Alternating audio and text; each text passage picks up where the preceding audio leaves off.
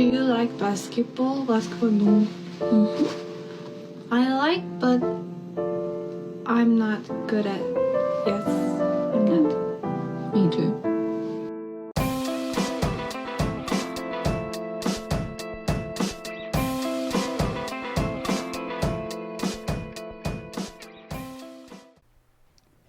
Who even cares about the quality of this stuff? These guys are idiots. They'll pay $5 for anything. I don't give a fuck about these. Oh shit, the mic's live. No, fuck. Guys, what's up? Welcome back to the State of the League podcast. I'm your host Jack, aka Jokic Joestar. Pablo Escobar, how you doing today? Yeah, Sammy BLT might as well be drinking paint. Oh shoot, everybody. Josh Lerman might as well be overdosing on heroin. I was thinking. Oh crap, leaked. Josh Lerman did and so Andrea Cambiaghi, he might as well be probably. Is he back in here as a paying We got member? a new, the guy I mentioned last time where I was like, yeah, we got a new European guy. It was Unitin Hapanemi. He's back.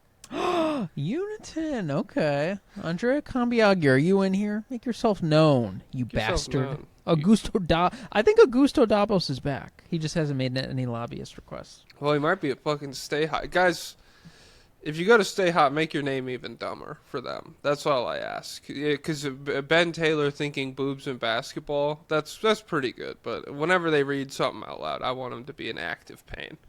I don't even know if they read it out loud. I don't know. They probably if that's don't. A part What the of fuck?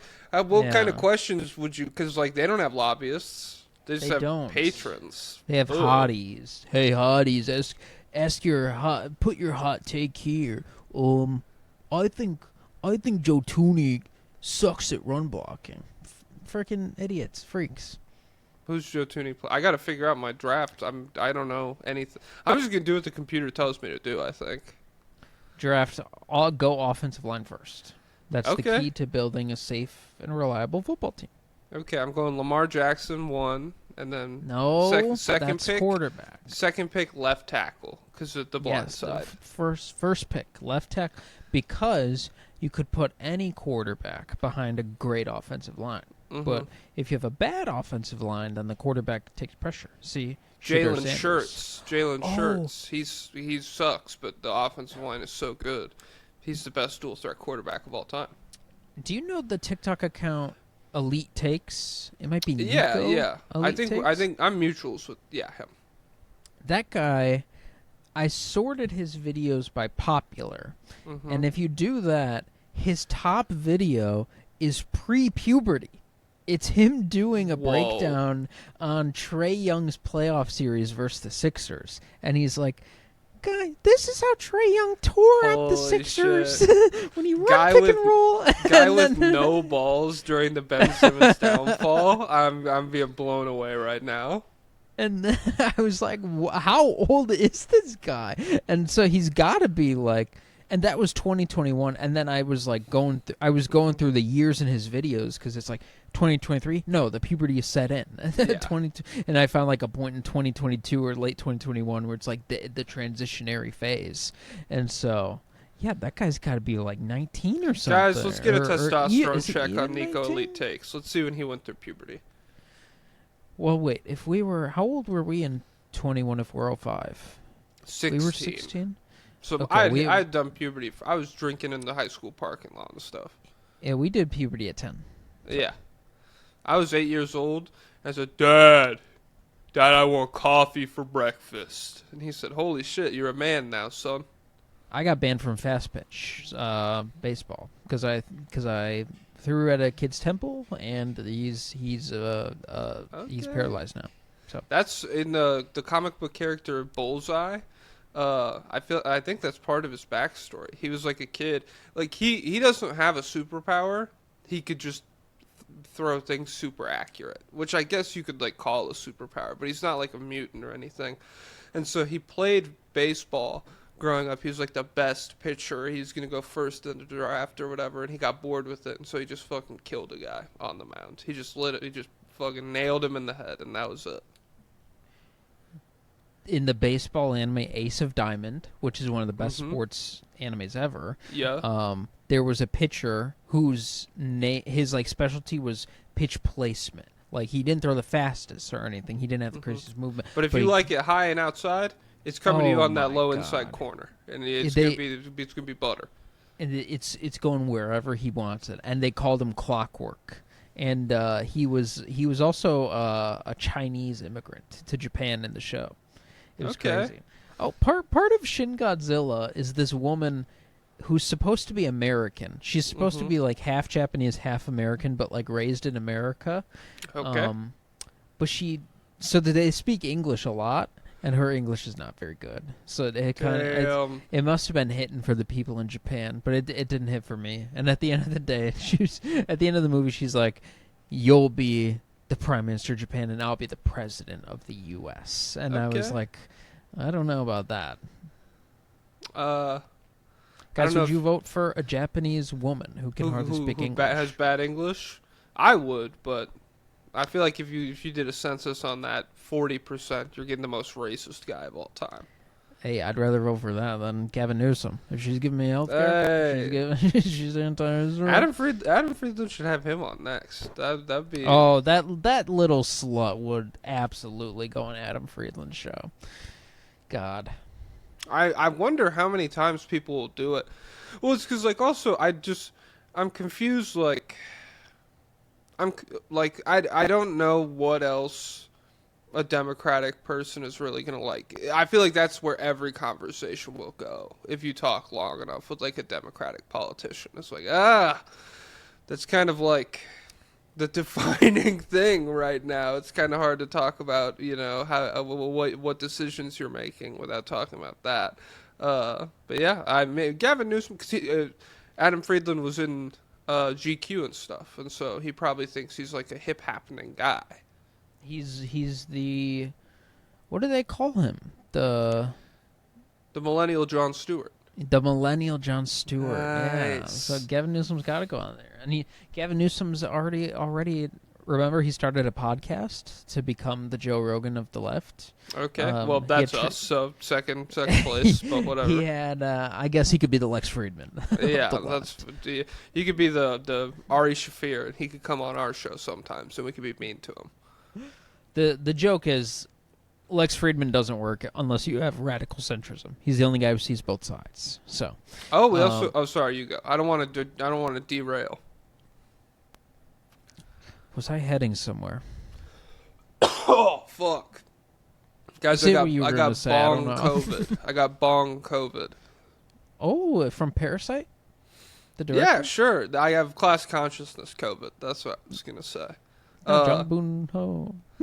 Jong Boon? Guys, kill this guy. Kill this guy in the comments. It's Bong Joon. Come on, Bong Joon. It's Master Bong. No, I was going to say we also got like a report about a bunch of influencers getting money from the DNC, and it was like, I don't know, it was like that Olivia lady who was at the White House. Olivia Giuliana. Yeah, and there was one guy, I think his name's Dan something. And some people were like, "No, not him." And so I guess maybe there was a double agent on left TikTok. I was watching Taylor Lorenz's live on TikTok last night, where she went over the article because she's the author, and it was crazy. There were only like 200 people in there, but it was full of the angriest libs you've ever seen. They were not happy with her at all. They're like, Republicans do it all the time. What's the issue? Why are you wasting time on this? You're infighting. You're purity testing. You're doing this. I'm like, how are you mad at her? They're like, what? Well, you're calling it dark money. It's just money. What's your problem? Oh, okay. So the president used campaign funds to bug the office of the Democratic National Convention, and all of a sudden we're super concerned about where all that money came from. Guys, give it a rest. Was Harry Sisson in here? Let me search his name in the article. No, because he's like, I feel like he's like blatant. He's like, they're like, have you taken money? And he like does like Shadur Sanders fucking Rolex in their face. He's like, does yeah, he really? I took this money. I mean, that's just the vibe. It would be insane to be 20 and glaze Joe Biden that hard, but then draw the line at like, well, they don't pay me. I just do this. I do this in my spare time. So Dean is not in here, or I guess are none of the little Sorry. Also, debating boys? that bong COVID. I am sick, everybody. So if there's if there's some sniffles and some coughs, I'm not ripping the ganja. I'm just under the weather. Also, one of the people named in this article was like, did you see that she responded?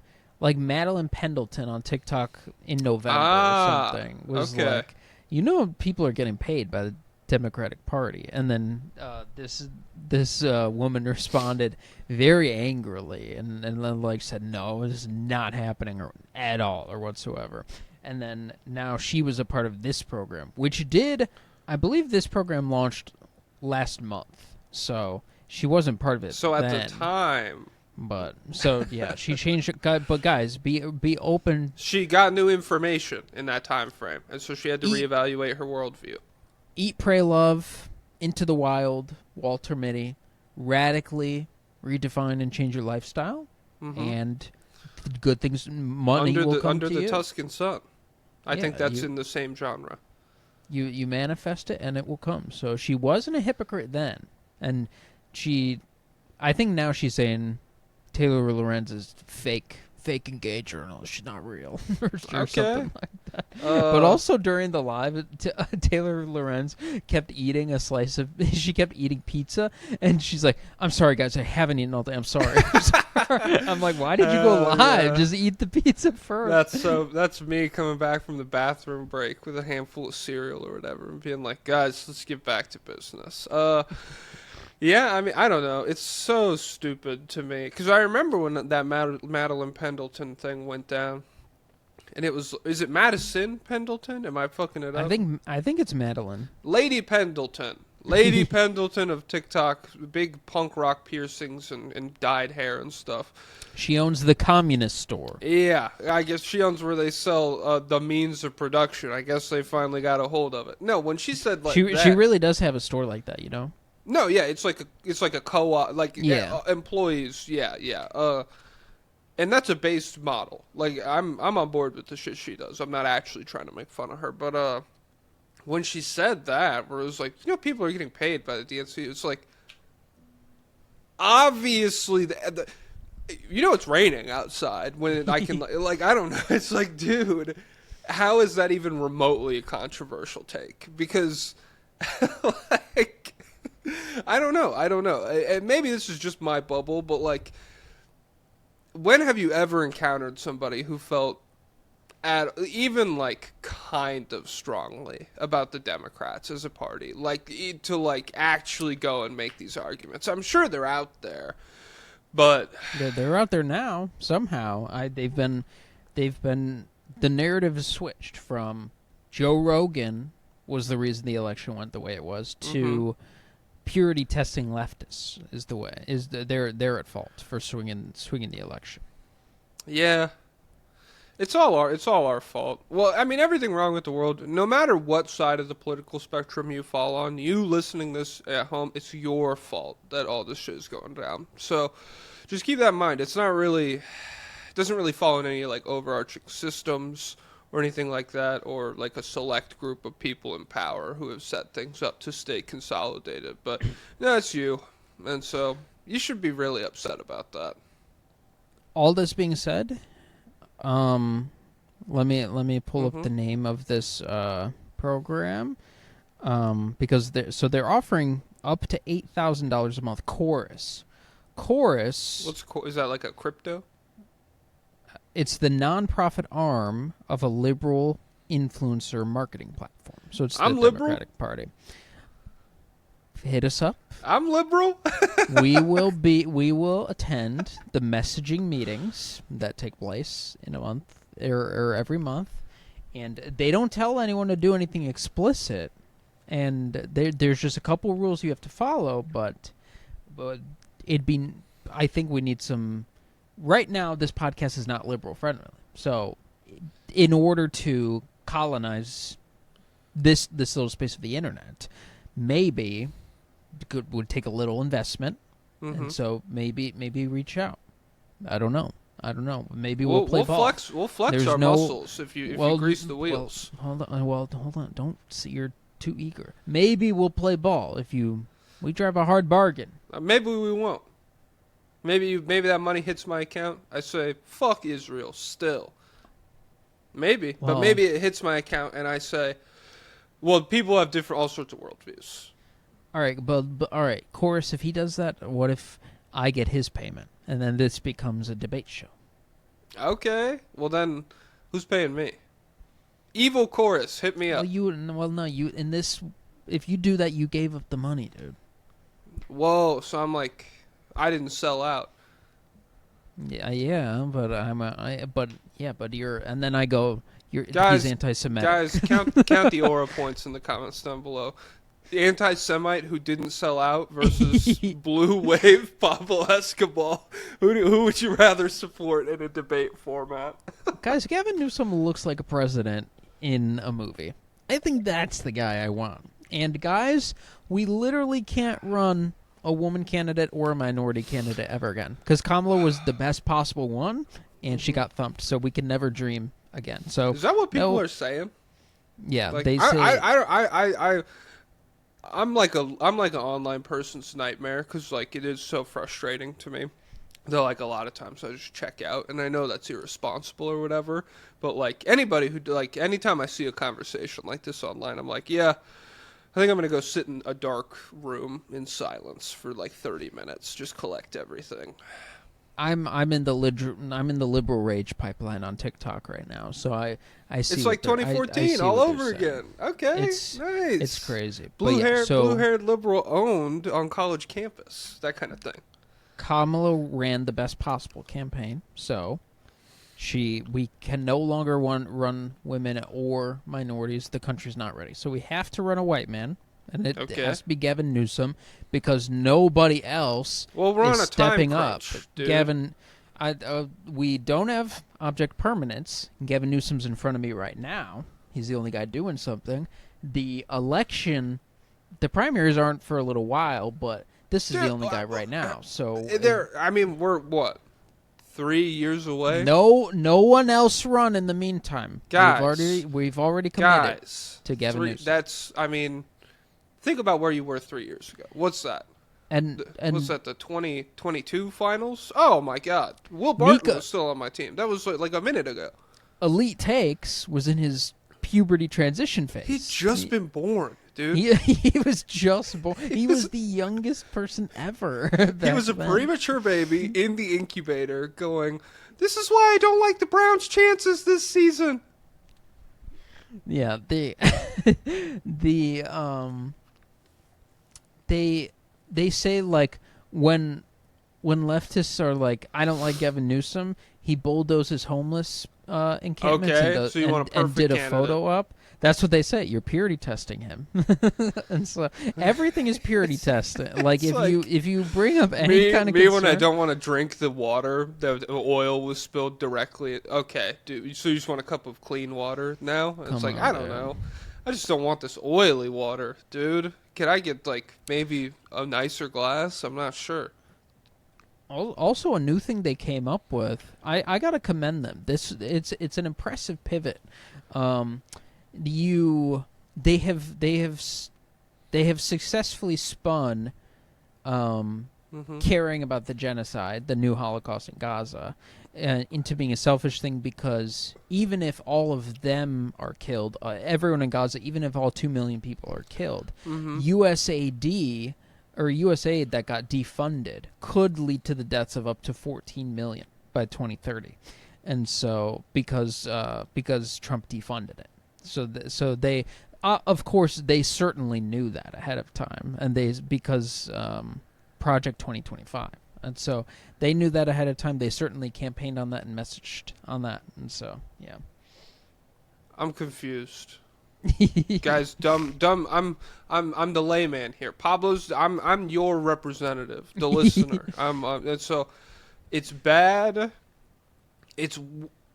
The potential deaths of defunded U.S. aid is worse than you go. So if you voted for Kamala, okay, you voted to stop 14 million deaths. Yeah, But I'm on board with that. if you didn't vote for Kamala, you voted to allow 14 million deaths to stop 2 million deaths. 16 million, really. 60? 16, because it's the 2 plus the 14. Because all that's going to happen anyways, you know? Also, Kamala actually, she said she wanted a ceasefire once, so. Okay, well, this is what, I got to go sit in a dark room now. Great, guys. Turn all the lights off. There could be no stimuli. My blood pressure's too fucking high for this. Yeah, I mean, is there anything happy we could talk about? Anything good? So, did we talk about Taylor Swift getting engaged? A little quick, huh? How do you mean? They've been dating a year and a half? I'm on the performance art pipeline. I think it's performance. Yeah, that's what the Taylor Swift subreddit. Well, that was one of the. They're upset, right? Angles. They think she's gay. I will say, as somebody who saw the screenshots on Twitter and then went to Taylor Swift's r/Taylor Swift, way more. Really a full subreddit? There's 2. Shoot! There was way more people in there I saw being pretty normal about the whole thing. Still kind of weird to be like, I'm convinced this woman's bisexual because I've been decoding her songs or whatever. But that's neither here nor there. Not my place to judge. There was a lot of people being pretty normal, being like, hey, you know, good for her, whatever. But there was, there was some people who were straight up insane about the whole thing. Okay, before I got to the Gaylor subreddit, I was hit with a couple big headlines. Mm-hmm. Kyrie Irving. Okay. Have you seen this? I'm terrified right now. What are... I could not possibly predict what's about to come next. What do you got? I'm building towards becoming one of the biggest farmers ever. Like, I'm just going to put it out there. One of the biggest farmers ever. I want to be able to supply food and groceries to the world in the best way I can and create small, holistic wellness villages where people can retire. So, man. Great sentiment, buddy. Bill Gates owns all the apples, or McDonald's owns all the apples already. He's not farming apples. He's farming... The problem with corn is that there's no nutrients in it. The top comment is, this mofo plays Stardew Valley once. Thinks he could be a farmer. I don't know. I mean, this is what I'm saying, where it's like, hey, what are we giving Kyrie credit on? 75% hit rate in terms of, like, I like this idea. I like using your wealth to, like, grow food for people, underprivileged people and all that, and, like, kind of attacking the problem. Holistic villages, I'm a little apprehensive of.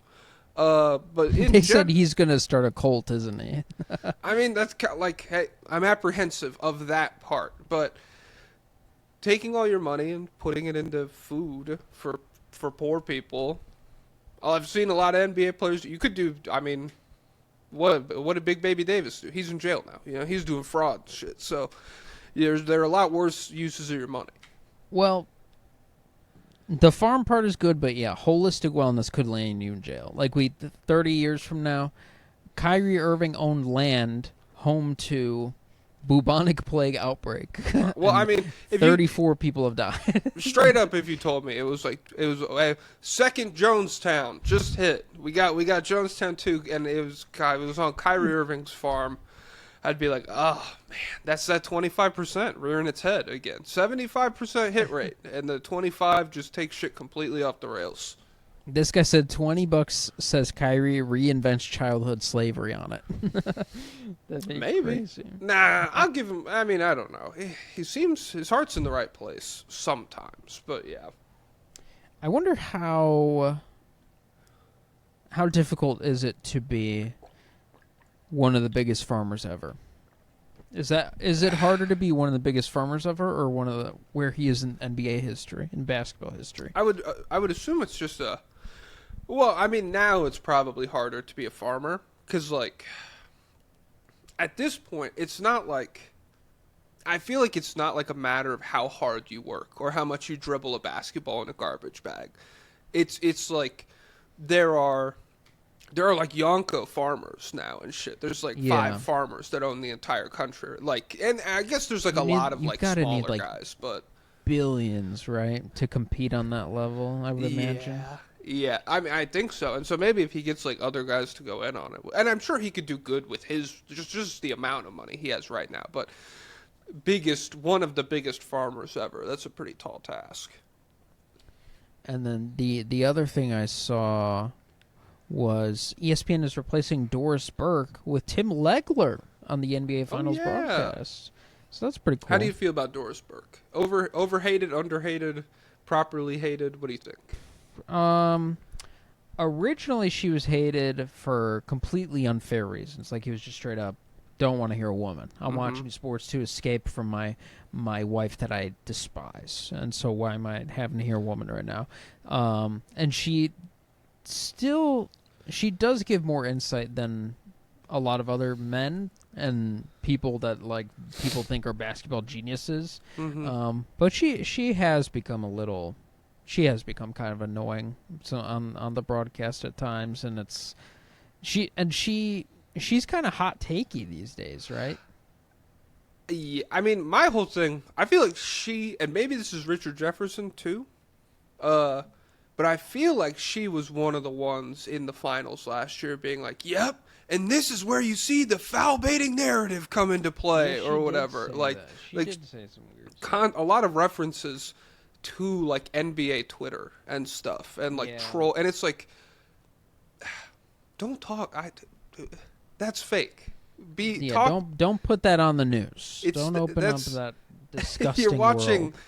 You're watching Jesus Christ right now. That's all. I want positivity coming, and that's like a top-down problem. Everybody's a dickhead, but yeah, she was like that. And then Tim Legler could be a little negative too. He had some. Well, the problem is I don't really like. Maybe if I heard his voice, I would know. But like, I don't really. I can't pick him out of a crowd in my memories right now. Really, he's the guy. He's been on JJ's show a lot, and he's on ESPN a lot. He has like gelled hair. I mean, I know who he is, but like, I'm struggling to remember like moments of him, like talking and me being like. There's a lot of Doris Burke moments in my head, but I don't have those for Tim Legler, and so it's hard. I'm just judging her in a vacuum right now. He's got a famous argument with Skip Bayless where they argue over whether Ginobili was guarding James Harden or not. Oh shoot, let me see if I could find that. That is good Tim stuff. Legler versus Skip Bayless verbal smackdown. Yeah. You wanted to make one last point on this foul. It's because Skip said he's not guarding Manu on his play. He's help and recover. He's guarding. I mean, see, you said he was guarding Manu. He's not guarding Manu. He's guarding Kawhi Leonard. He's trying to get out to the corner, and that's the crux of my argument. He helped on Ginobili. His man is Kawhi Leonard. No, it's not. How much you want to bet? They ran into each other. He's trying to come off the pick. Yeah, play it again. Play it again.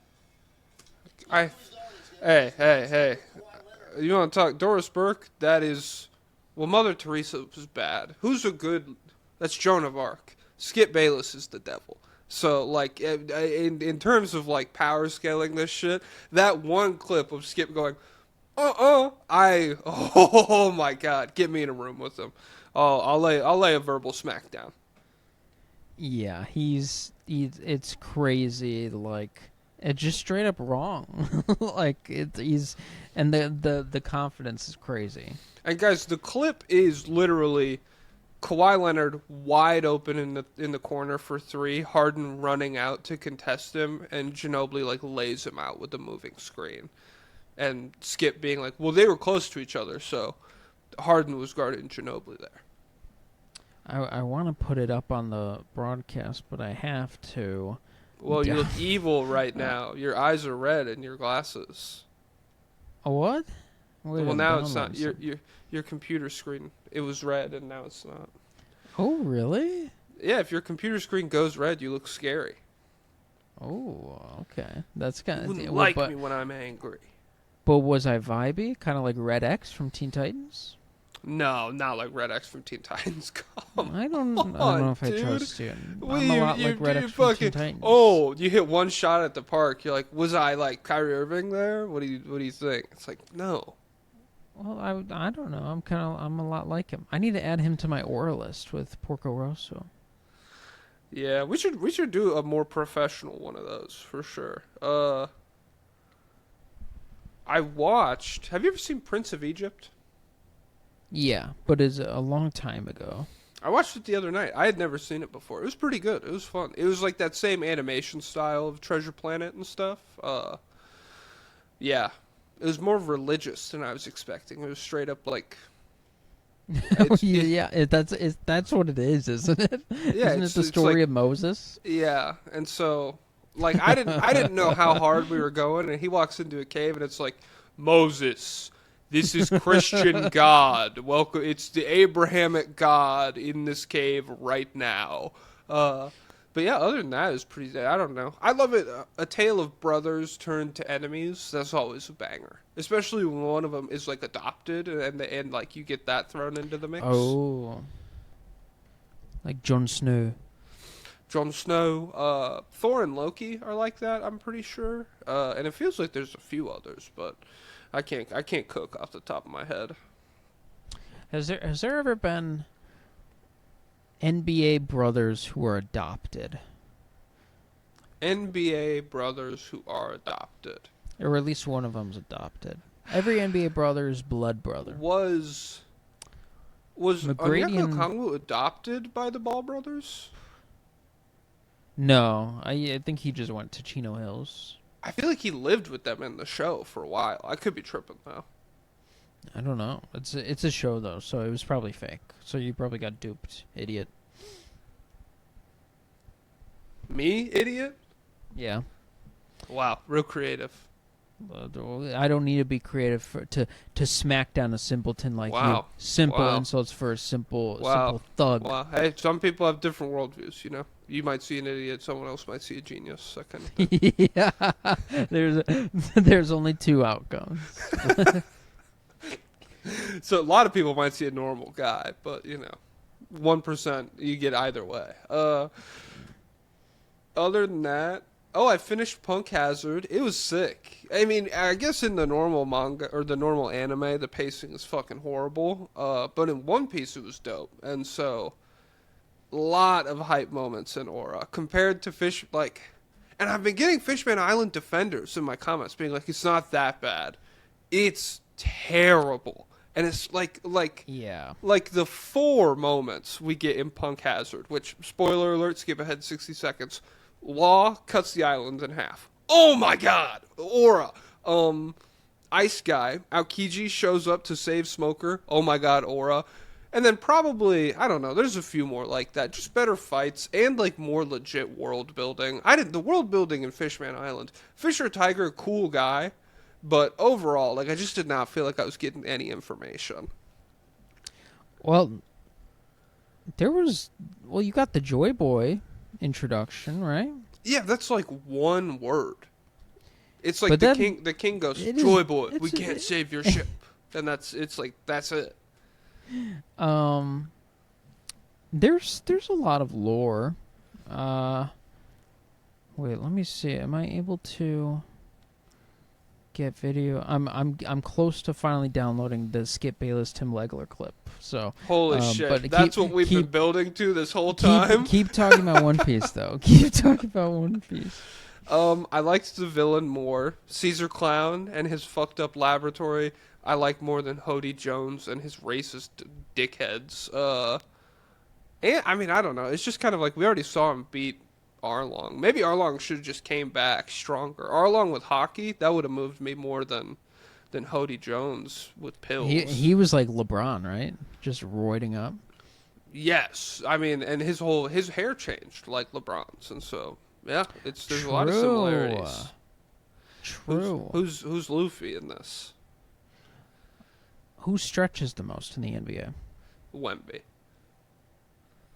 Oh, I did a TikTok once. Do you remember Long Ring Longland? Yes. Yeah, they say all the people got stretched out because they feel so free. And then Wemby went on JJ Redick's podcast and said, "I am free in the universe." And so I think that's okay. Oda that's the foreshadowed explanation. this. Yep. Come on. Fuck. I was just about to say some other shit. Caesar Clown, cool. I don't know. It's gone. Do you have this clip yet? It's did it just do it? All right, guys. Let's do it live. Fuck it. Let's do it live. All right. Wait, is it? I clicked live. Why is it not? Oh. It was playing. Why'd you do that? I think I double clicked. Okay, now it's gonna load. It's gonna go back. Are you serious? Guys, I'm sorry. I apologize for him. No, I'm a hero for getting the clip on impromptu. Impromptu. I mean, it's not impromptu because it's taken 10 minutes.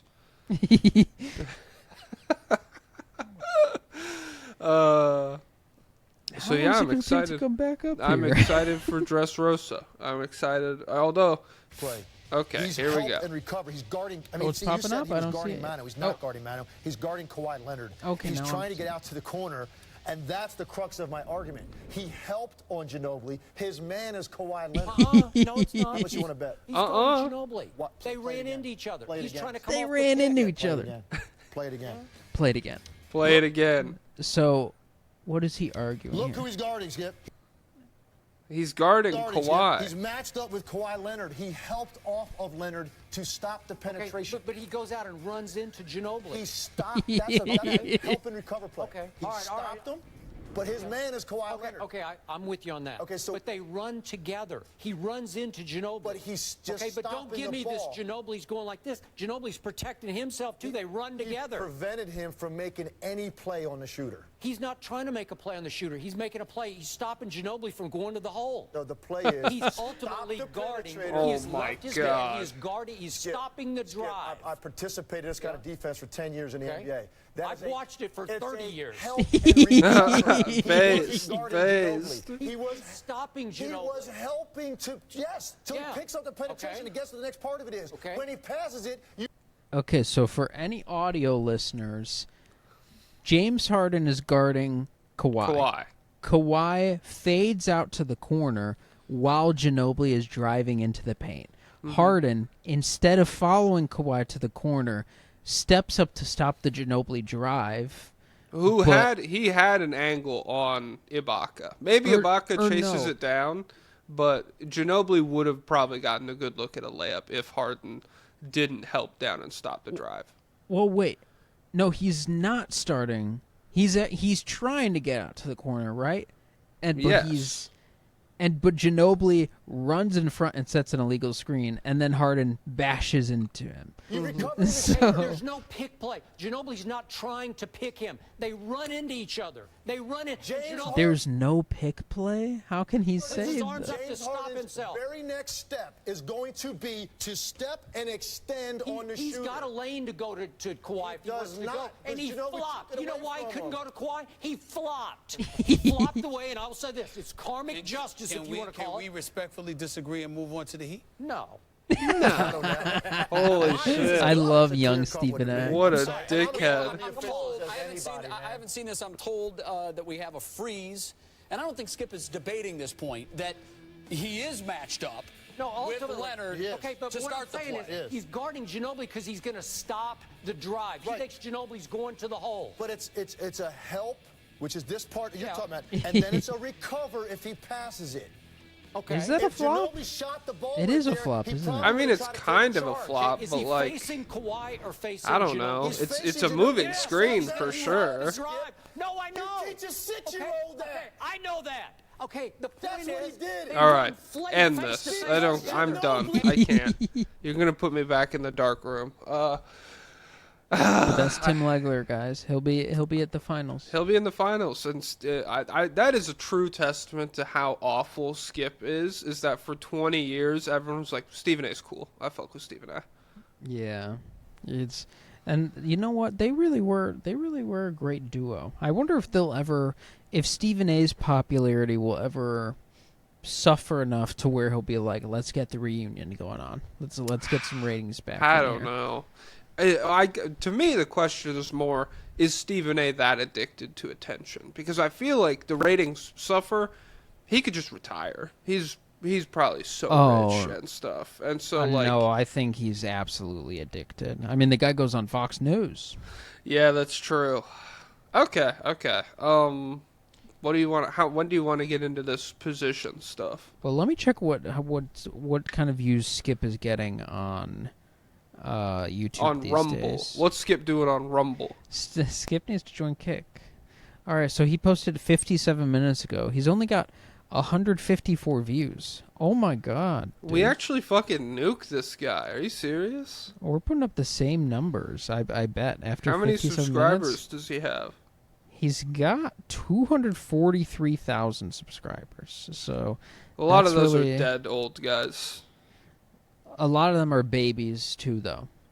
Okay. So they kind of need their parents to click on the video. Oh Where shoot, you, he's doing it. So what He's doing it- YouTube are you on? You're on Skip Bayless person.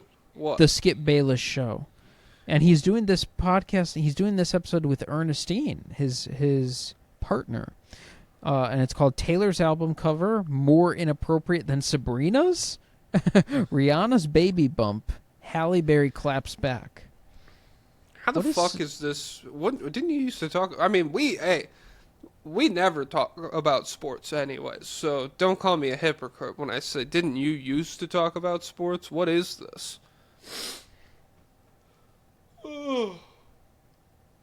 Okay, he's got some clips that are getting some views. Get Shedeur the hell out of Cleveland, out from under, and then it's cut off. Oh shoot, this isn't even a podcast. It's him. It's him just in casual wear, and he starts the video off with a deep exhale. He's so scary when he records. Like his skin looks translucent, dude. Oh, I can't wait till I'm old. I'm gonna age like shit. I can feel it. I'm about to unleash about Shedeur Sanders. He's about to unleash. Hey, yo! Skip Bayless. Pause, dude. And I didn't know it was Spum Bayless. Yo! Bayless. I'm about to unleash. I've been edging all day. I'm about to unleash about Shedeur Sanders. Oh, shoot. 6 days ago, he said, Ernestine and I are already tired of Taylor Swift and Travis Kelce. Okay. That was I mean, 6 days ago? What the hell? I don't think it was. Maybe he's just They're ahead of the curve. Yeah. I think so. He's trying to get on his Stephen A. wave. He's trying to do pop culture, but no motion. He's 70. He just won't. It's not going to work. Pop culture. Taylor Swift versus Mick Jagger, who's bigger right now? And it's like, dude, you're ancient. Oh my god. Is he alive? Mick Jagger? Yeah. Yeah, they're all alive. All those like Steven Tyler and all those like guys are just like skeletons holding on. All right, we could get to the basketball, I suppose. Okay, I'll timestamp this hoe. Let me. I'll timestamp this beautiful lady. My fault. Disrespectful, esteemed person. 42 minutes. We are doing positions. Motherfucking power forwards today, right? Yeah. Yeah. Okay, so we took a look at the power forwards position from 2013-14 as well. This is probably the position that's been the most erased from basketball over the last 10 years. Changed, I feel. I mean, what do you think? Yeah, it used to be it used to have a specific defining role. Like this was also a big man who also... A little more skill. Yeah, like you could stretch it out to 8 feet. And then you could play... Yeah. That gives you a little spacing alongside of your post-up center. And so this was supposed to be a big man. And now, yeah, mostly it's just wings. I know. Well, one of my questions... How many players do we feel like are legit power forwards in the NBA right now? Well, so It depends because a lot of guys, like, is Anthony Davis a legit power forward? He's too big now, I feel like. He's like 300 pounds. And I would scale weight relative to league as well. So even he's probably not 300 or whatever. He's probably like 280, but 280 in a league full of, Chet Holmgren, like smaller centers than you used to see, 280 scales a little bit higher than maybe a guy who was 290 but was going against like Shaq and everybody back in the day. I think about it as he doesn't have the spacing to play the 4. I think shooting is kind of a necessity now to be able to play the 4. There's a lot of guys who we would like to see play the 4, like Jaren, and I guess Jaren will next to Zach Edey. But a lot of them just end up being played at the 5. So yes. Okay, so the all NBA guys from 2013-14 were LeBron James, Kevin Love, Blake Griffin, and LaMarcus Aldridge. The All-Stars who didn't make All-NBA were Paul Millsap, Dirk Nowitzki, and Anthony Davis. And Carmelo was also listed at power forward this season. Do you want to talk about him in this group? So he should have been a power forward, but he refused to. And he would have been way more OP at power forward. This is a good example of, like, a lot of these guys, maybe not the most skilled, but at their size and, like, their agility or whatever, asking guys who were the same size to guard them is really hard. So tasking a front court player with guarding someone like Carmelo Anthony, all of the moves he does all of a sudden now have his guy moving like an extra 6 inches every time he does like a jab step or something, because it's like this guy who he can't move his feet like that. But instead, this kind of commitment to the small forward position for a big chunk of his career, I agree with you. I would have rather seen him play the 4 more. Most famously, he refused to play the 4 in the Linsanity days, and so that it would have been Lin 1, Carmelo 4, Amari 5, and then I forgot who the 2 and 3. Amari, maybe JR was starting. Ooh, Amari, Israeli. I think he's like a big Israel guy now. Yeah, I think so. So that's tough, but classic power forward to me. Obviously he's gone by the time we're looking at this 13-14 season, but he's a guy who, like, you talk about, he can space it out to 8 feet. Amari, pick and pop with him at like the elbow or whatever, that was a crazy play for the Phoenix Suns. He was incredible at that shot, and I really feel like it opened up the floor for them. Yeah, and who did they play at center in the Phoenix days? Oh man, Robin Lopez was there for a little bit, but was he there in the heyday? And obviously they'd go to Shaq. Let's see. 2005 was the year Amari was healthy, right? Okay, yes. He played 80 games.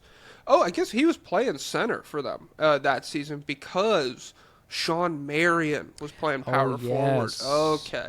So that was very progressive. Yeah, because Marion is like a modern 3 almost. He's like really funky. I wonder... It's got to be... Amari is less tenable at the 5 today than he is back then. And back then he wasn't that great defensively. But he's probably... His tools were better utilized just in traditional drop, right? Yeah, for the most part. Well, I mean, I don't know. It feels that way, but maybe someone smarter than me who's watched all the playoffs would know more. And then Sean Marion as a power forward... Very progressive defensively. That's what you're looking for. Could he... Yeah, he would be a 4 today, right? Yeah, I mean, probably very... classic, like, tweener. He's listed at 6'7", 220. I think he... 6'7". We've got to stop that, by the way. Oh, my God. We have got to... Every time I'm editing and I hit a part where we're like, 6'7", in retrospect, I'm like... Shut up, dude. That's like There's a guy who timestamps it every time in the YouTube comments. Well, I'm putting his ass out of a job. But Marion at 6'7", incredible rebounder. There's like a 4 or 5 year stretch where he averages like 10 rebounds a game for Phoenix, and so he's probably a guy that, depending on the place you slot him in, or whatever positional need your team has, he could play a lot of different spots. He just can't shoot very well. One thing I was thinking about was the Clippers, the Lob City Clippers, with Blake and DeAndre. Mm-hmm. Obviously, they're less powerful in today's game because neither could shoot at the time. Yeah. But I was thinking, how many teams today play two legit role threats at the 4 and the 5? Cavs. Does anybody? The Cavs? Okay, yeah, that's true. Jared Allen and Mobley do. It's tough because I feel like the Magic could do it. I feel like Paolo could be a pretty solid roll lob threat. He's not like the craziest athlete in the world, but I feel like it could happen. But their centers don't really have the motion for that. Whether it's like Wendell or whoever, not really super crazy rim runners. Goga's decent. Maybe could the Mavs be a team like this between AD and Cooper and whoever? I don't know if he'll be. I don't know if he'll be that kind of role man. Because Blake and DeAndre were doing it at the highest level. Yeah, to that degree, I mean, there's really nobody. Like, you could maybe the Cavs, but... And so, when I think about Cooper, he's probably too small to do it at that kind of level. Like, the best one we have at that size is John Collins. Oh, you could do, if you wanted to just maximize the lob shit, AD and Gafford is two crazy lob threats. Yeah, and so the reason it's worse in today's game is because the spacing makes it so it doesn't produce enough points to keep up with everyone else's offense. But do any of these teams, has there ever been a team that ran a front court of two high-level rolling threats and three-point threats? I mean, that's like... Has that ever happened in the history of the sport yet? You could argue to me Brook and Giannis, but Giannis is not a shooter. And so I think you could find this criteria where one of the guys can shoot. Yeah. And both. Giannis, not the best roller.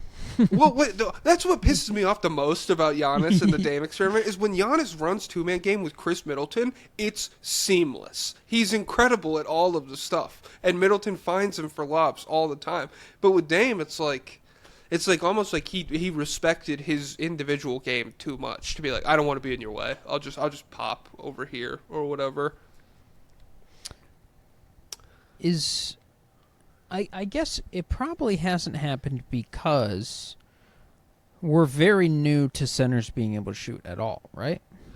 Yeah. Well, that's the other thing. Is like even the spacing threat, the quote unquote spacing front court member of this old guard power forward, it is crazy how few of them actually took threes. Like we say it out loud, but in 2014, there were 4 power forwards in the top 50 for 3-point attempts per game. Can you name all 4? What is it again? Say it. So in 2014, of the top 50 guys in 3-point attempts per game, there were 4 power forwards. Can you name all 4? In 2014? Yes. Is Ryan Anderson here? No. Really? Yeah. Okay, so 2014 stretch 4s. It's 3 Hall of Famers and one guy who's been around, who you would recognize the name for sure. Is Bosch here? No. Kevin Love? Yes, Love is here. He was the real modern spacer of this group. Is he in Cleveland by 14? Nope, it's the 26 and 13 season for him in Minnesota, and so he's taken. Who's the center? Pekovic? Is Pekovic starting next to him? I would assume so. I'll pull it up real quick. But it's Kevin Love. It's not Rashard. Rashard Lewis isn't still hanging around, is he? No. 3 Hall of Famers. So who are 4 men that can shoot? Blake couldn't shoot yet. Pekovic started 54 games for that Wolves team, and then it looks like the other minutes. I'm sure Love started some games at center for them. You also got some Turiev minutes, and how the fuck do you say? Is it Gorgie or Georgie Dang? I say Gorgie. It looks like Gorgie Jang. Gorgie Jang. Yeah, okay. Gorgie Jang. Dirk. Nope. Surprise. What? Yeah, he wasn't taking that many. I think the cutoff here was 4 3-point attempts per game. 4 3-point attempts per game at the power forward spot in 2014. Mm-hmm. Okay, and there's 2 other Hall of Famers. Yes. That I have not named yet. If you get them, I'll give you the random guy. I'm trying to think. So, we're the East or West? Both in the East. Both in the East. And not really guys I traditionally associate this position with, but they definitely played this season at it. Were they were they like undersized? How tall were these guys? Yeah, undersized for like they're not like LaMarcus Aldridge, Tim Duncan kind of big or anything. So it's not Carmelo. It is. You didn't guess him. Oh, it is Carmelo. Okay. Yeah. I didn't know he played the 4. Well, yeah. This is the one season he played at the 4. And then is LeBron playing the 4? Yeah, it's LeBron. Okay. Yeah, so it's LeBron, Kevin Love, Carmelo, and Channing Frye in Phoenix makes the top 50. So yeah. And so when you compare that to, what the fuck was I even talking about? Oh, the insane amount of mid-range shots we're taking to space the floor back in the day. How many mid-range shots do you think LaMarcus Aldridge took every game in 2014? God, he's taking like 9. 13.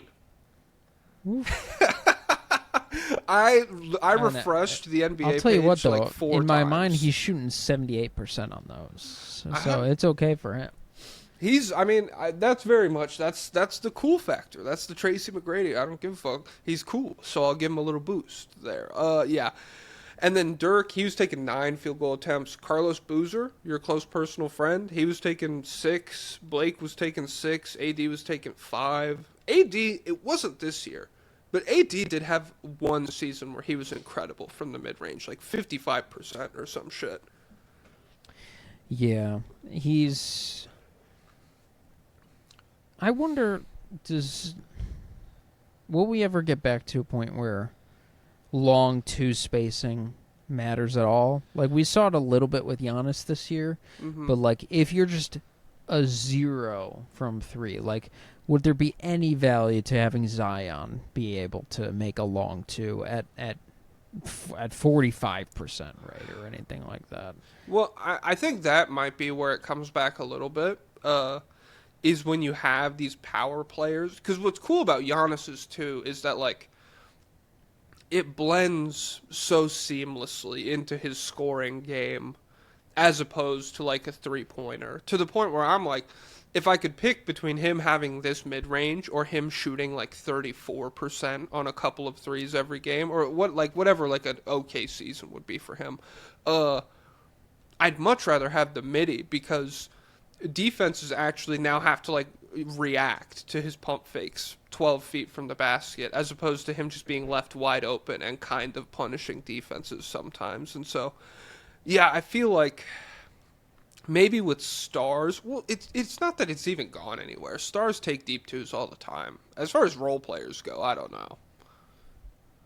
How many stars take deep 2s? Embiid took, like, relatively deep 2s, like free throw line 2s.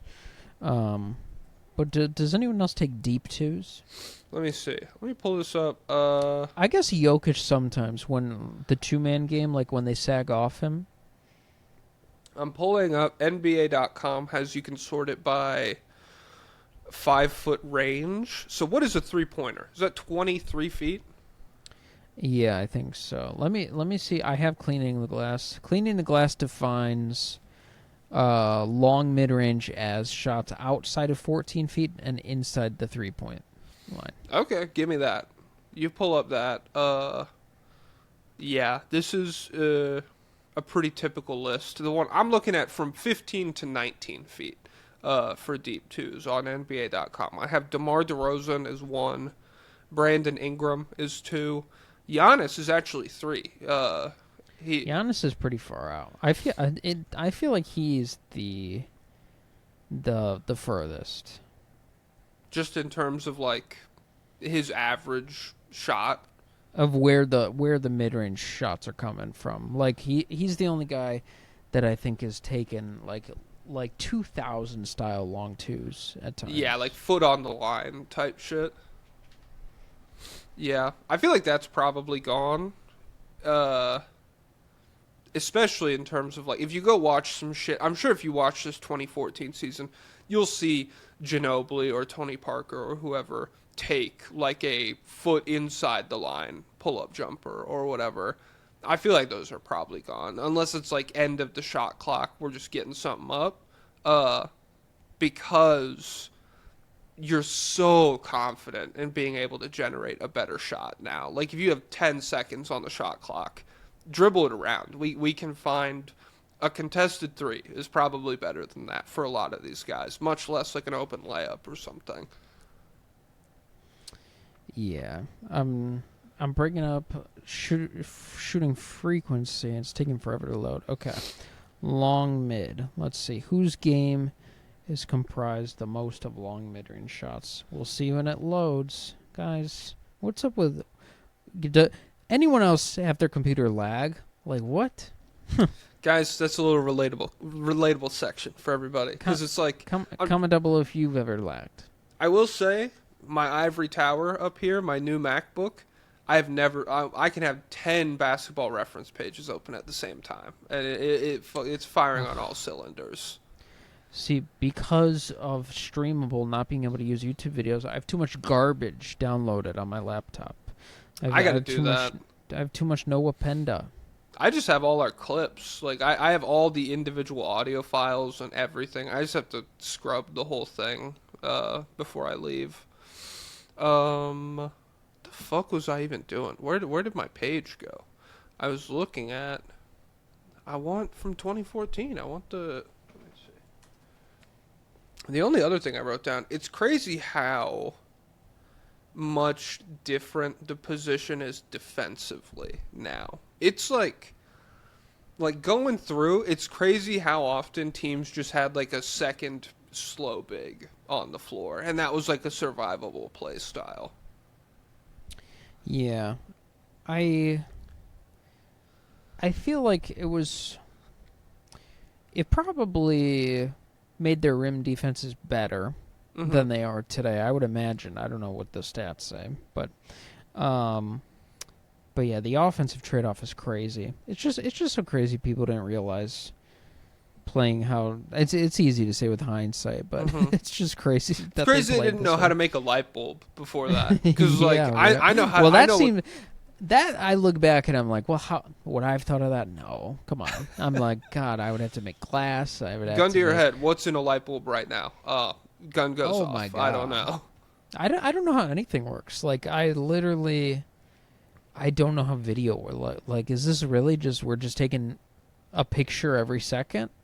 And I don't know how the internet works. That's what confuses me.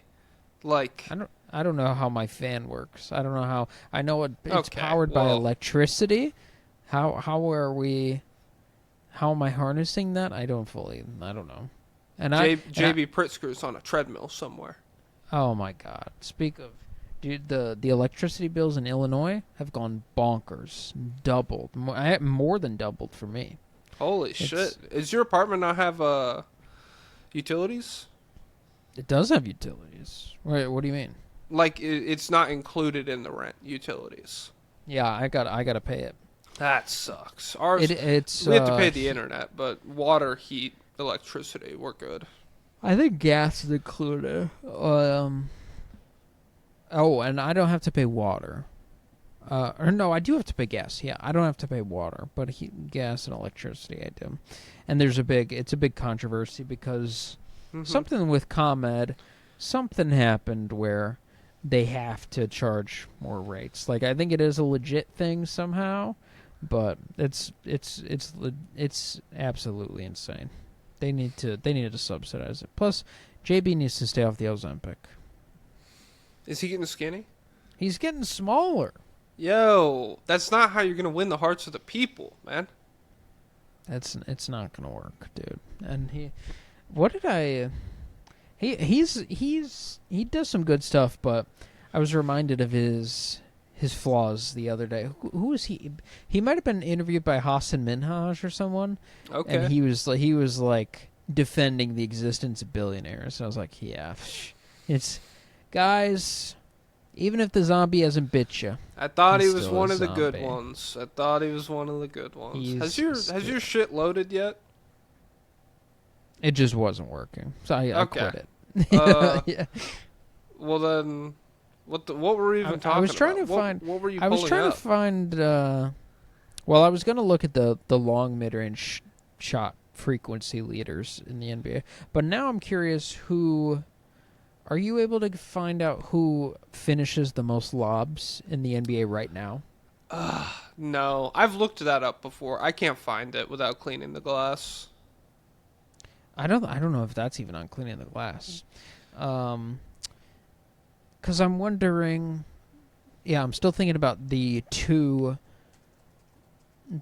guys who can make threes and are high-level role threats. I suppose John Collins is that. Right now, because he shot well again from three, right? John Collins? Yeah. Yeah, he did. I just found this random site. It's called 82games.com. Yeah, that's like a little snapshot from 2007. That's insane. Alley-oop dunks leaders. For Phoenix, you're like, Stoudemire, obviously. Marion led the team. He had 72 made alley-oops. Second place only had 44. That's crazy. And second place the majority of them were in transition, though. Yeah. Second place is Carmelo Anthony. That's insane that he was catching that many lobs. That is crazy. I don't think of him, even in his young days, as off-ball high flyer. Yeah. He's got it tough because he was drafted next to freakazoids all over the place. Not like even getting drafted next to Dwayne Wade, you're already like, okay, well this guy's he's no Dwayne Wade athletically. But then you throw LeBron into the mix and it's like, okay, well, none of this even matters. And Bosch is probably better, like for winning basketball. Mm-hmm. And Kirk might be better. Kirk who? Heinrich? Kirk? Yeah. Yeah, maybe. You should publicly state that stance. Well, let me ask you this. Who would you rather have right now? Ricky Rubio or Austin Reeves? Alex Caruso Okay. or prime Carmelo Anthony? Could you give me a team that I'm in charge of? Let's see. How many teams would you pick Carmelo? So, the Nuggets would actually pick Carmelo, probably, right?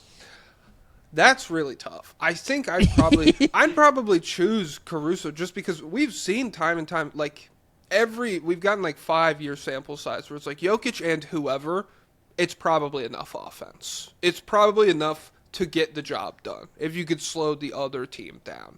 And Caruso, especially if he shoots the ball the way he did this playoffs, I feel like it's still like a very additive offensive player. It's obviously nowhere close to Carmelo Anthony, but yeah, the Nuggets are closer though on that.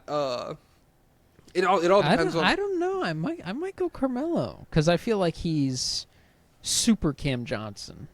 Cam Johnson's probably a better 3-point shooter, but I feel like Carmelo. How do you feel about Melo's defense? It's pretty terrible. And like people shit on Cam bad. Johnson's, but I'm fine with the passing. I'm like you could be a play finisher for us. That's really not a problem for me. I also feel like he could figure out some. I feel like he could figure out the 2-man game with Jokic. Like he could play it. Yeah, it's possible. And I just think that kind of scoring would be very useful for the Nuggets. So guys, for the Nuggets, I'd rather have tweet that out right now. Embrace debate. Who'd you rather have? Embrace debate. Alex Caruso or Prime Carmelo on the Nuggets? Okay. Well, next team then. Okay, let's the Lakers. Caruso. Yeah, it's tough because prime Carmelo though, and we just get to build a team with him. Is that what you're saying? I'm just saying add him to the team. Yeah, but I'm saying, like, does he die after this year, or are we moving forward? We have like a 26-year-old Carmelo here. Let's just consider this year. Okay, then yeah, they'd probably rather have Caruso, but Luka and Melo together would be fun. Oh my God, that'd be the worst defense. It'd be the fattest team of all time, but it'd be cool. Bucks. Carmelo. Yeah.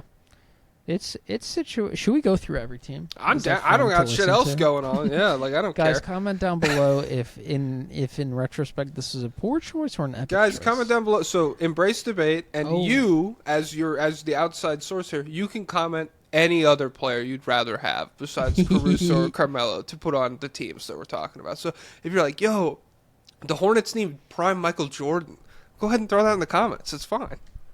I was going to say maybe it's some random straggler is going to get really upset, but we probably lost them all with the 20 straight minute intro of liberal politics. Sorry, we're woke. Guys, this is a woke podcast first, a basketball podcast second. Cleveland. They'd rather have... I think they'd rather have Caruso. What do you think? So... would I rather have... So if we have to keep the roster static, which is the opposite of dynamic for anyone. Yeah, so static means it's not moving. Dynamic, dynamo, that means there's a lot of movement happening. So it's the opposite of flux, guys. Yes. So Stasis. Google what flux means, idiots. Yeah, Josh Lerman, put the pipe Josh down. Lerman, hey, Google go grab the one. dictionary, pal. So I'm on record. I want Garland and I want Allen out of there. Okay. If the roster was static, you can't play Carmelo with Darius Garland. Carmelo I feel like you can. Well, if you can't play with Lynn, I guess. I'm saying defensively. Well, you got Evan Mobley back there. You got the DPOY.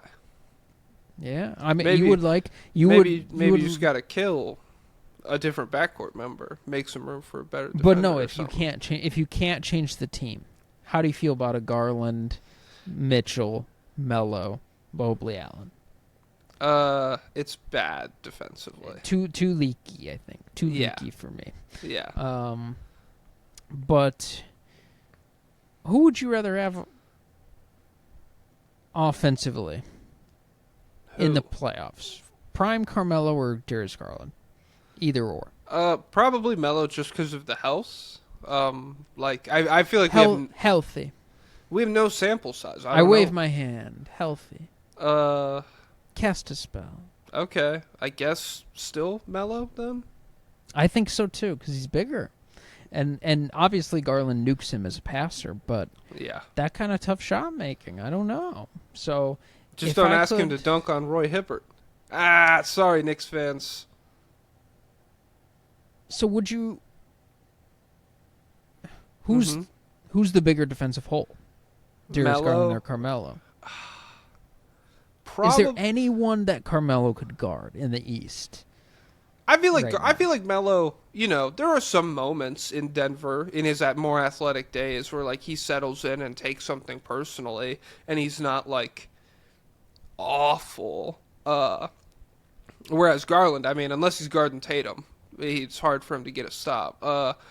I think I'm comfortable calling Garland like the bigger defensive hole, but this is like an idealized. I'm straying away from the reality of Carmelo Anthony, and I'm turning him into like my imaginary, like this guy who maybe never really existed, all these aspects at the same time.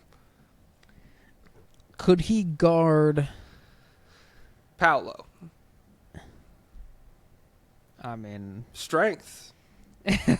He's strong. I guess. Is he? He's better than Paolo, right?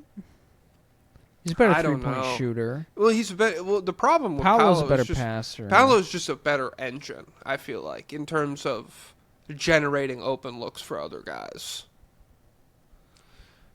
I feel like Carmelo was a better tough shot maker, but I don't know if he graded out that way. I feel like he did. I mean, the percents are probably bad because it was like 2009 or whatever, but I feel like Carmelo has more peak years for us to look at. So that's, well, excuse me. Maybe that's an unfair comparison to Paolo already, but yeah, I feel like Paolo probably better at like floor raising, but I don't know. Melo, there's just a ton of isolation scoring there, and I feel like he on was a this legit channel shot maker. we probably underrate what just like a pure 27, 28 points per game can bring to a team if they're a bad passer. We probably undersell that a little bit.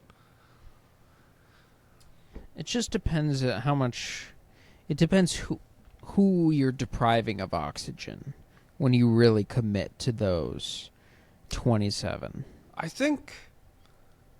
I don't know. When I think about taking Caruso onto the Cavs, I guess my thing is there's pretty much no chance they close with him.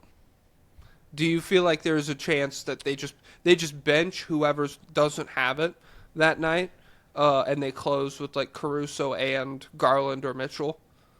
I could see them benching Garland, not really for like a 4-minute stretch, but like maybe like a 2-minute stretch to close the game. But if they go with Melo, I mean, they're probably closing the game like comfortable with that's like the plan of attack. And so I don't know if that's a better argument or worse argument. I'm not sure. Who's the next team? I'm done with the Cavs. I talk about them too much. Boston. Probably Melo, just because you don't know what's going to happen. Is Jaylen Brown better than Carmelo? No. I don't know. Guys, comment down below. Guys, comment down below. Could Carmelo... What about the Knicks? They would rather have Caruso. Reborn on the Knicks. I feel like they have enough offense. They're like role players worried now.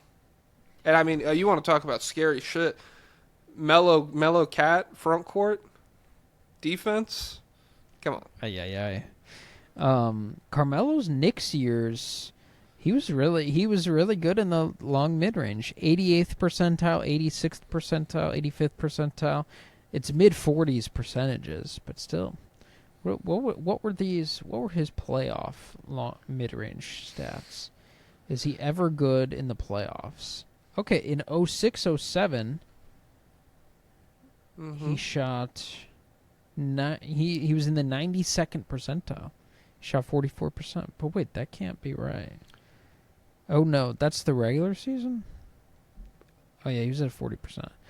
So, I don't know. I don't know if he ever tore it up. Oh, he was good in the playoffs from long mid-range with the Knicks. Oh, he didn't make the playoffs that much. Carmelo? Yeah. Yeah, I mean, that was like his defining trait, is that he chose the money in New York over winning and stuff, and they didn't make the playoffs a lot. I felt like he got there, but he just got obliterated instantly. No, he got obliterated, but rarely, because he never got there. In that East, too. That's so crazy to think about.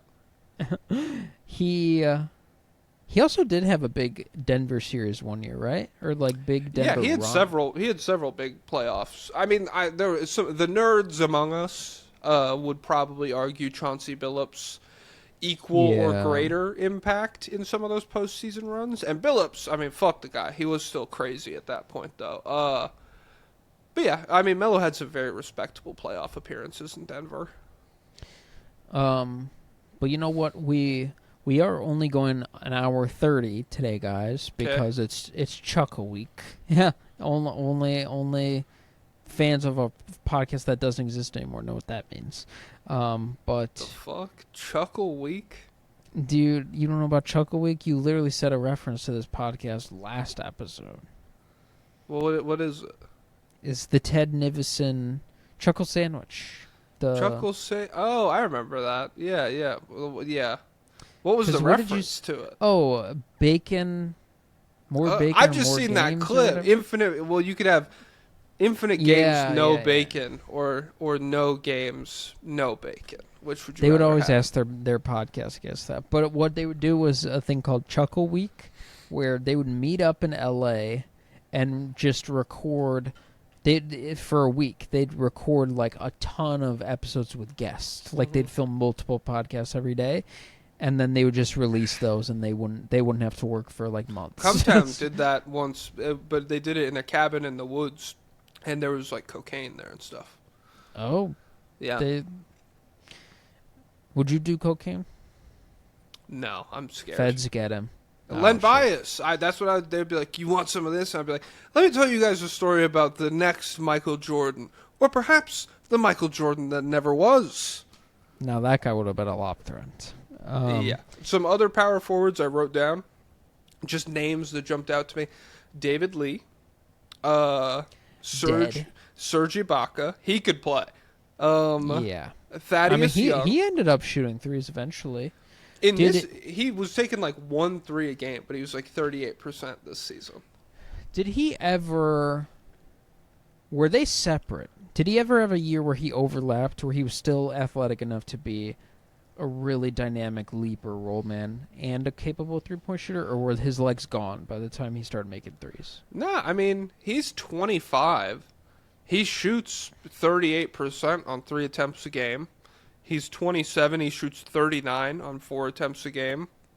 So, yeah, I mean, it was sporadic because, his first year in Toronto, he shot like 30% from 3. But, yeah, like, he had some years where he was really good both ways. Who's he playing next to? In where? In those 25 on. Is he in OKC at 25? Yeah, OKC, so that's the 15 Thunder. That might be Perkins still. Let me pull up. You know what? They never had good spacing. So No. He was like a miracle. And that's why it made it even worse when the Thunder traded him to the Magic for Oladipo and Sabonis for Westbrook's MVP year. He was starting next to Steven Adams for some of this. And so it's still no spacing, but much better player than Steven Perkins. Adams. Steven Adams is an interesting spacer, like non-traditional spacer, but still not what I'm. Not my double. A lot of man people hear space. They're like, "Oh, you have to be able to shoot." Guys, space is any space generated on the basketball floor. Guys, he carves space. Guys, he's carving. Guys, space. he's a sculptor of the basketball floor. He goes pink, pink, pink, pink, and then it collapses into a beautiful statue. He's like, all right, mate. Let's go. All right, mate. Serge Ibaka, Thaddeus Young actually had a crazy statistical year this year. Let me pull it up. We're not too far removed from good Thaddeus Young. Thaddeus Young in 2014 was 18 points, 6 rebounds, 2 assists, 2 steals on like 45% from the field. I wonder what true shooting percentage that is. 51% true shooting. Rest in peace to a pure chucker. Cheeky little jack of all trades swing. Mm-hmm. Hey, he's in that graphic. Larry Bird, graphic. Magic Johnson, Michael Jordan, LeBron James, Thaddeus Young. Write that down. And he did, in the first round series, 2018, he did outplay Kevin Love. I have a very clear memory of that. Fuck it. I'll pull it up. Look, I want to look at it now. Suck it, lover boys. You're getting Thaddeus today. Yep. Well, Kevin Love spun back on Toronto in the next round. I know he had a good run against them. Yeah, so Kevin Love, 11 points on 33, 40, 86 shooting splits for 46% true shooting. Thaddeus Young, what do we got? 11 points, 60% from the field, 29% from 3, 38% from the free throw line, for 60% true shooting. So, yeah. And then Channing Frye and Carlos Boozer, I also wrote down. Just names that were out there. So, the double lob, double spacing dream. Would that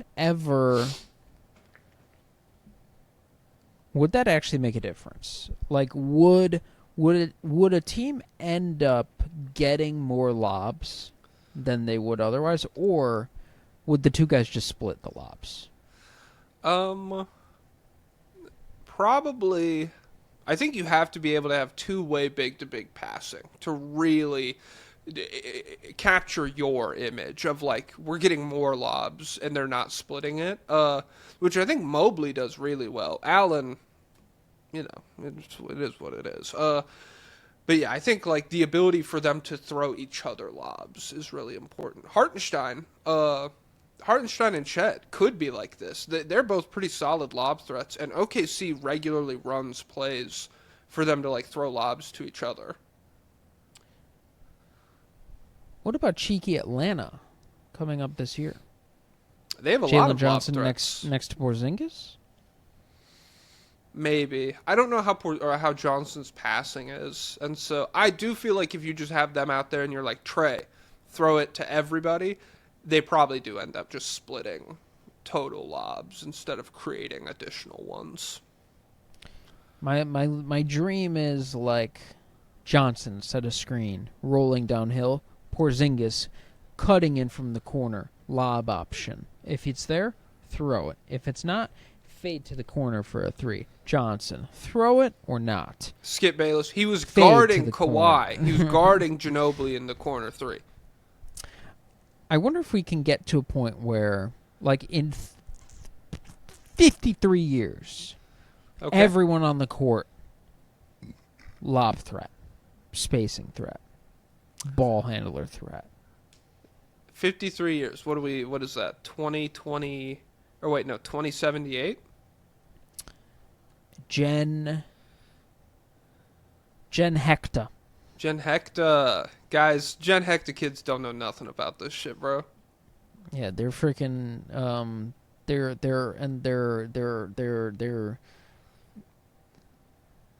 Jen Hector breathes recycled air. Their air rebreathe. They don't know about, because like 90s kids, we used to go outside, play around. Jen Hector kids, they literally only know polluted earth, air rebreathers. Yeah, that'd be so funny.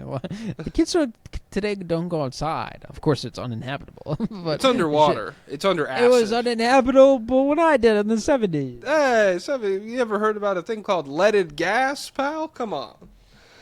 Okay, well, technically, we have 3 minutes left to fill here. Yeah, we have to fill it, dude. Because we're cutting it short. Well, this is a free episode, so this one is already like we don't owe them 2 hours or anything. It's the next guys that I'm concerned about. You hear me? We don't owe you nothing. Other lob threats in 2007. We have Andre Iguodala, Shaquille O'Neal in Miami, Ben Wallace, Kevin Garnett. This is Jason Richardson in Golden State. Okay. And Taylor Swift at Seattle. That's cool. Stromile Swift? This might be Stromile Swift. My fault. God. I thought Taylor had a run. Guys, you do realize Tim Duncan's only a power forward for PR. Hey, he'd be one of the greatest centers of all time too. What's your fucking beef with Tim Duncan? Actually, what's the smoke with Tim? I want to know this. Who the fuck did you like back in the day? Well, I just think Shaq is better, which is not disrespectful. Okay. God damn. The power forward thing is PR. It is crazy PR. Okay, well, Shaq poops on people, and it's PR that nobody talks about it. He is a worse guy than Tim Duncan. Yeah, exactly. And Tim Duncan's cool. You just don't appreciate fundamentals. Like, I would say more than the PR stuff, there are some like real lows for Duncan offensively. Yeah. Like if you, and this is Duncan lover. He's the best. He's so sick. But there are moments where they're playing like the Grizzlies or whoever, and like Zach Randolph's giving him the business, and it's like, oh shit, oh, we don't have that many counters in the bag right now. It's just crazy that he was like so obviously a center, and they were like best power forward of all time. Just out of respect. It's kind of like Derek Jeter, except Tim Duncan was actually good. I think Derek Jeter is a fraud. What is he? A fake shortstop? I think he's fraud. Like defensively, I think he's bad, like straight up bad. But and shortstop is the most important defensive position. But they just let him play it out of respect. Like Alex Rodriguez was a better defensive shortstop, but it's like, we're not moving at the captain. Come on, he's the shortstop of this team. That is aura. You want to put aura guys on?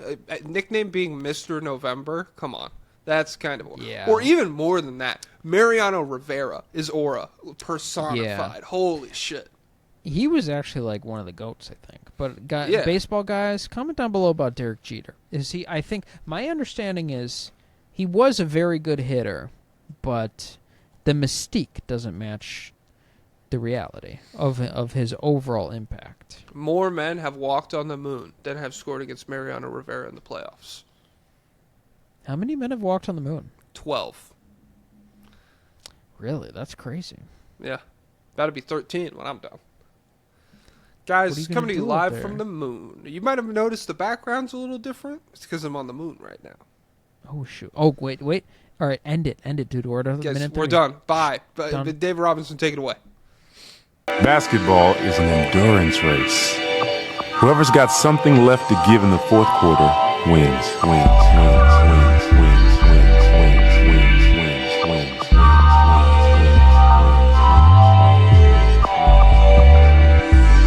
Up tempo means I'm gonna run you into the ground.